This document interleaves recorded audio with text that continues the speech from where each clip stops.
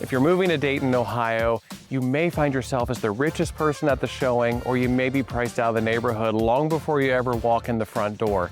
The same numbers mean something completely different depending on which direction you actually travel, and we're going to break that down for you here today. Hi, my name's David Moyer. I'm with Keller Williams Advisors Real Estate in Dayton, Ohio, and I want to be your friend in real estate in Dayton, Ohio, and all things Greater Miami Valley. We're going to talk about what it means to live north, south, east, or west in the greater Dayton metro area today, and what that means for your budget and how that can change no matter where you live. In the next 10 or 11 minutes, I'm going to show you what $250,000, $400,000, or even $600,000 can actually buy you in Dayton, Ohio. Now, we're not talking about the abstract. We're talking about real homes, real square footage, and real lots with real neighbors and real neighborhoods. I'm going to do it for all four directions, north, south, east, and west of the metro area, so you can see exactly where your dollars go depending on which direction your family ends up. But before we actually get into those tiers, you need to know one thing about Dayton, Ohio, that most relocation buyers mess up long before they actually come here, and it actually totally changes the math. So when you move to the area, the list price actually is not the buying decision at the end of the day. Property taxes in this area vary wildly across the counties and the school districts depending on what part of the metro area you're actually in.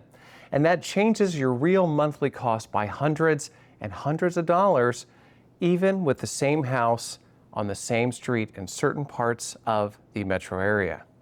Let's take, for an example, Montgomery County, which is where Dayton proper actually sits.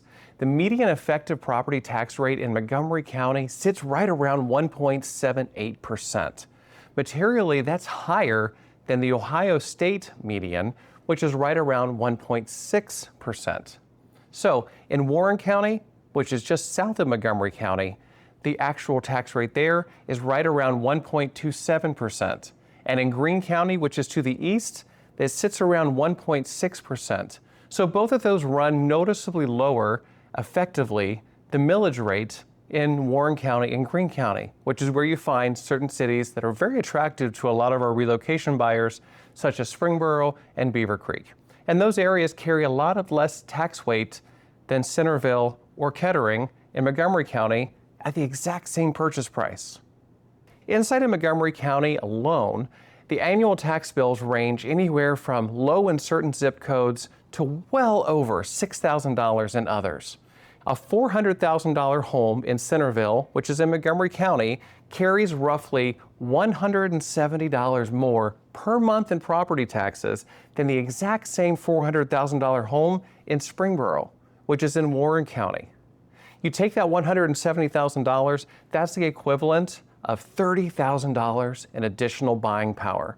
That's $30,000 more in-house that you can buy in Springboro and Warren County than you can in Montgomery County or Centerville for the exact same amount, all because of the taxes. So essentially what I'm telling you is that if you're relocating to the area, I tell all of my relocation clients, don't just look at the purchase price. We operate a little bit differently than where you may be coming from. Look at your total monthly cost, and like I said, not just the list price. That list price is just a starting point, not the answer. So let's actually start with the tier that gets the most search volume when you're coming to the area, and that's the first one we talked about, $250,000. $250,000 is the entry-level relocation budget for Dayton for the majority of areas. It's tighter than people expect in 2026, but it still buys you something real in 3 of the 4 directions. In the South, for instance, $250,000 in the South buys you an older Kettering or a Miamisburg home, or a lower price section of Centerville and Bellbrook. So you should expect around a 3-bedroom, 1 to 1.5 bath house, 1,200 to maybe 1,500 square feet, built around 1955 to 1975. Smaller lot, but still some solid schools, and your realistic situation is in the South area, south of downtown Dayton. In that price point, you're definitely going to be competing with a lot of other buyers, multiple offers, and typically homes that will sell within 3 to 7 days at the most at this point in time. So paying at or above asking is going to be expected in that price point. Now, as we move to the east, it buys you well more in areas like Xenia and Fairborn. Newer than what you get in the south, you have larger lots in Xenia in the $250,000 price point, and it's also much more friendly to the Wright-Patterson Air Force Base area. Beavercreek is mostly out of reach at this tier, but not completely out of the picture except for your older condos and maybe some of your townhomes. The school zones are a little bit more mixed, but still some excellent rated schools there as well. In terms of a realistic situation in the $250,000 price point in this area, you're looking more inventory than the south and a little bit less competition. Now let's head north of downtown Dayton metro area. In the north, this is your sweet spot at $250,000. You have Inglewood, Vandalia, Huber Heights, Clayton. They all have a very substantial inventory at this number. 3 bedrooms, 2 baths, 1,400, maybe all the way up to 1,800 square feet. Built around 1965 up to 1995, they have larger lots than the properties in the south. A little bit closer to the airport, we talked about that before, and they're really great for first-time home buyers and those military buyers too looking to be close to the base. The school zones there are decent and they're also improving, and Tip City's a little bit of a stretch for that price point, but it's not completely impossible, so don't count that out. And lastly, as far as things go in the west, it's a little bit over budget for some properties out there for a lot of what's available. The Trotwood median price point right now actually sits around $189,000. So $250,000 is going to go pretty far when it comes to going out west of the metro area. Brookville sits around $235,000 in terms of the median price point, and West Carrollton is right around $222,000 for their median price point. So $250,000 on the west side actually technically buys you the upper side and the upper end area. But the schools, they're uneven, but there's some great options out there. So now let's step it up just a little bit and actually take a look at $400,000. That's going to be our next tier, and that actually changes the picture quite a bit. And that's where the metro area of Dayton really starts to open up a little bit more and the landscape starts to change. So let's talk about that. Here's the good news. At the $400,000 price point, you can buy in any direction in the greater Dayton metro area. But this is also where the meat of the real estate market really is, in the greater Miami Valley area. And it's also where I see the greatest amount of mistakes happen. It's really easy to make a $40,000 mistake when you're spending $400,000. So let's once again start off in the south.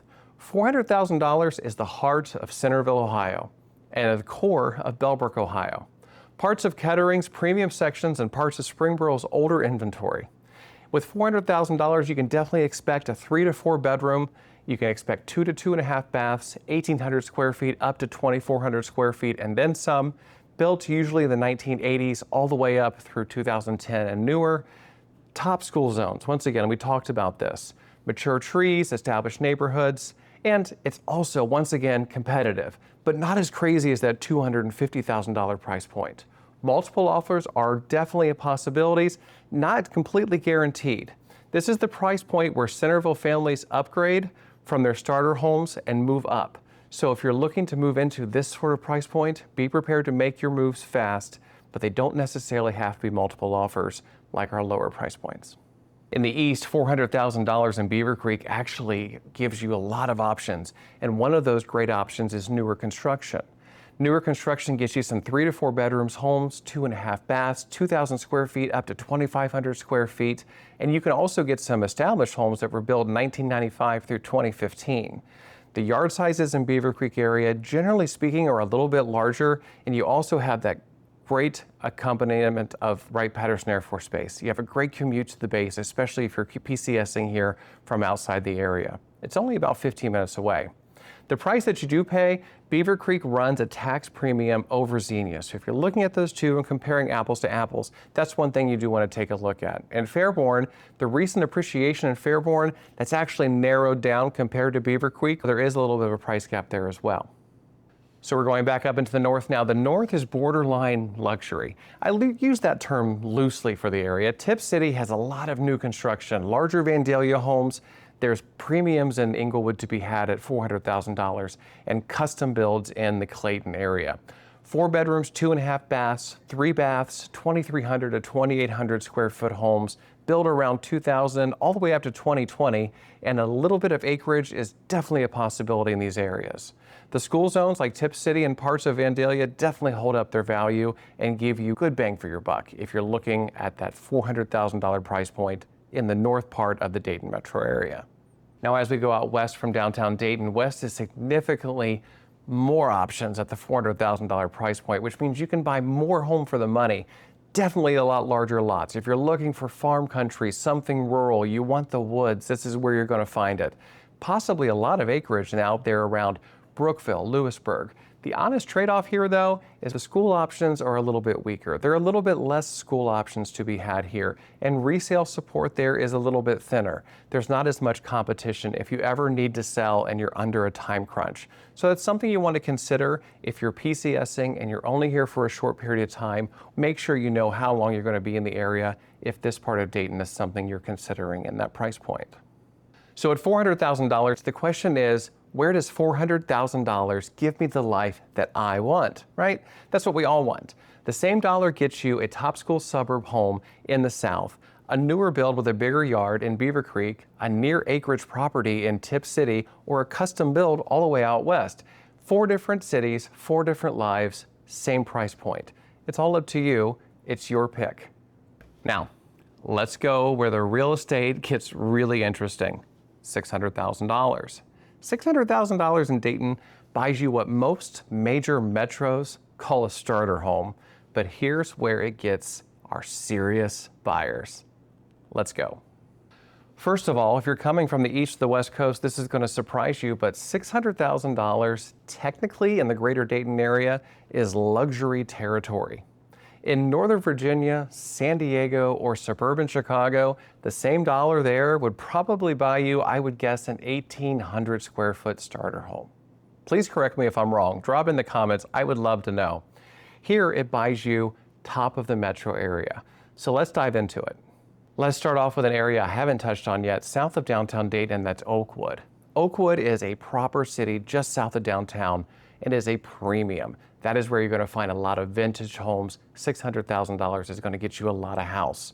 You also have premium Springboro that we've talked about before, and just south of that is Lebanon. A lot of estates to be had in Lebanon. And new construction also becomes available in Centerville at this price point. There you're going to find 4 to even 5 bedrooms homes, 3 to 4 baths, 2,800 square feet and up, upwards of 4,000 square feet. Yes, 4,000 square feet. Built around 2005 all the way up to brand new construction. Some homes will have finished basements, some will have walkout basements. That adds another 1,000 to 1,500 square feet on top of that living space we've already talked about. These are top school zones all across the board. New construction at this tier also includes areas like Mill Creek. Mill Creek is scheduled to open up with design homes here in Centerville in spring of 2026. This is a premier community by one of our local premier custom builders design homes. So the $600,000 price point really is the entryway into luxury here in Dayton, and the South is full of it. Likewise, $600,000 in Beavercreek, luxury sections. You have areas that are well established, definitely on golf courses, and that includes areas like Country Club of the North, Wood Ridge, Fox Ridge Estates. There you have much larger lots, a lot of them starting at right around an acre. Definitely custom builds, more architectural variety, and the Wright-Pat commute there remains short once again. We have a lot of our commanders and our higher officers that are going to be living out there in these estates. It's a wonderful place to go, even if you're just driving through to see how the other half live. $600,000 in the north gets you into Tip City's highest tier, or its subterranean acreage in the surrounding rural areas. Larger lots, more land, sometimes outbuildings, and a lot of barns. I get those requests a lot. David, can you find us a house with enough land? We would love to have an outbuilding. If it can't have an outbuilding, we'd like to have the space to be able to build one. This is the tier where you start trading proximity for property. But this tier, you're typically looking at acreage outside the city limits, custom builds, estate-style properties. The limited inventory is definitely going to happen here, but those who find it often find it the best dollar-to-dollar ratio that they can find anywhere else in the greater Dayton area. This is where you're going to find those old estate houses, those equestrian ranches. This is where everything is going to be extremely unique and extremely geared towards someone's personality and their lifestyle. So these properties aren't going to be able to turn around really quickly if you're relocating into the area and need to relocate out of the area. But if you're looking for that one-of-a-kind property, or especially if you're moving here with horses, this might be a great place to start. So as always, let me hit some of the questions that I get from my relocation buyers when they first are coming to Dayton, or they call me up and they have some questions to ask before they ever make their first trip here. The first question they always get is, should I stretch my budget to get into a better school zone? And the honest answer is, well, I can't give you the personal advice. It really depends on your tour length and how long you're going to be here, if you're PCSing to the area, and whether you'd buy this house if you had no kids at all. School zones move with the reassessment cycles, and we have those about every 4 to 6 years. If the home itself actually doesn't hold value on its own, the school zone is not going to save the house, and it's certainly not going to save you. But if the home is solid and the school is the difference, stretching it out is often the right call in this metro area because of how strongly certain school districts like Centerville or Bellbrook or even Beavercreek can hold the value. Second question, is new construction worth the premium over older homes? Now, new construction is going to run you a lot more per square footage than buying a resale home, but let's talk about it. At today's rates, the math is closer than most people actually think. Builder rates actually buy down, and those incentives can actually shrink the gap. So you're actually paying a 15 to 25% premium over the comparable resale homes. And most of that premium evaporates the moment you take possession. So new construction is right for the buyers who actually value zero deferred maintenance and they're willing to pay for it. They don't want to have to worry about a roof, an HVAC, anything. They want to be able to move in and have carefree living for the most part for the first 5 years. Resale, however, is right for the buyer who wants the maximum dollar for their square footage from the very first day they walk in that door. So it really depends on what your goal is. And here in Dayton, I can walk you through both of those scenarios so you know exactly what you're getting into the moment you walk across that threshold. This is a great one. Will I overpay if I buy now? I've been hearing this question actually for the past 6 years, but Dayton overall is trending towards balance, not a bubble. Inventory overall is up right around 3.9%, almost 4% statewide year over year. However, that is still well below the average that we had prior to 2020. Mortgage rates have also stabilized to the low to mid 6% range, which is once again the 30-year average. So the risk of overpaying is highest in the south of Dayton area, where inventory is still tight and there are bidding wars. But at the end of the day, our appreciation continues to go up. So if your investment is going to be at least 3, 4, or 5 years, your risk of overpaying is minimal, if not non-existent, and has been. Real estate still remains the greatest investment you can ever make. All right, folks, we talked about this one before. What about the 2026 property tax reassessment everyone's worried about? This is question number 4. So Greene and Montgomery counties are in their mid-cycle on another reappraisal. As I'm filming this video, we are in the middle of 2026, and that's actually happening in the background right now in Montgomery County. Auditors are signaling more double-digit increases. So the practical implication is for your budget, if you're buying now, model for a higher tax line in 2027 than what's printed on the listing today. Talk to your agent and your lender and underwriting about what the implications could be. Bottom line is, if that auditor and if that reappraisal is bringing up the tax appraised value of your property by a double-digit percentage, it's not changing the tax value necessarily by double digits as well. That's a whole different ballgame, a whole different millage rate. And I have a whole different video talked about that. By the way, if you haven't subscribed yet, you should subscribe. Then you can go back and check out that video as well, where I break down the Montgomery County taxes and how those are calculated. Question number 5, and this is a good one. Where would you buy if it were your money? I love this question. I grew up in the area. Where would you buy, David, if this was your money? Obviously, I love where I live, so this is an awkward question, but my honest answer, it depends on your family. So for a 5-year buy, if that's how long you're going to be living in the area, or if you already live in the area and that's how long you're going to stay where you're buying, school priority family with a $400,000 budget, I'd push really hard for the Centerville area, maybe even Kettering. For the same family with a $250,000 budget, I would look hard at the lower priced Kettering area, pockets that are in the great school zoned areas or a solid Vandalia or Tip City section. For an investor, I would probably look north of Dayton. There are a lot of opportunities there that a lot of people overlook and don't even consider. So I think going into those areas as a quiet investor and kind of not telling the other investors what you found gives you a lot of really great opportunities. Where would I move if I was moving now? There's a lot of great innovation and development happening actually in the urban districts, downtown Dayton. So there's a lot of exciting things happening down there. So that would be an exciting jump for me to make. But right now, I'm not thinking about moving. I'm more concerned about your move. So if you're taking all this in, you're sitting there with a budget and you have a direction in mind and you want a quick sanity check, here's what I would probably recommend doing next. First, I would set up a consultation. I love talking to people that are not familiar with the area, or even if you're from the area and looking to buy for the first time and you need some assistance. I love walking people through that process. That's what I'm here for. I love to provide some value. You can go onto my website, which is davidmoyer.com. All of my information is also in my bio. I include all the information below in the description here. You can schedule a consultation. The link is right there. You can also call, you can text, my phone number is right there, 937-477-2298. Tell me all what your budget is. Tell me which direction you're thinking about. Tell me what your must-haves are. I'll tell you whether you're aiming in the right tier, what's currently on the market in your range, and whether your direction is actually the right match for you or not. And let you know maybe if your budget is off or not. I will tell you straight up. I'm here to guide you in that direction, not just to be your yes man, right?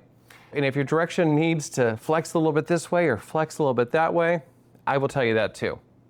So just remember, your money goes a lot further here in the Miami Valley and in the greater Dayton area. The buyers who do this and do this well are the ones who pick the right tier in the right direction at the right time and also hire the right agent. Once again, make sure you like and subscribe if this is your first time. Share this with somebody else who is looking to purchase their first home, wants to learn more about Dayton, wants to learn about what it's like to buy a house. That's what I'm here for, and I look forward to seeing you again real soon.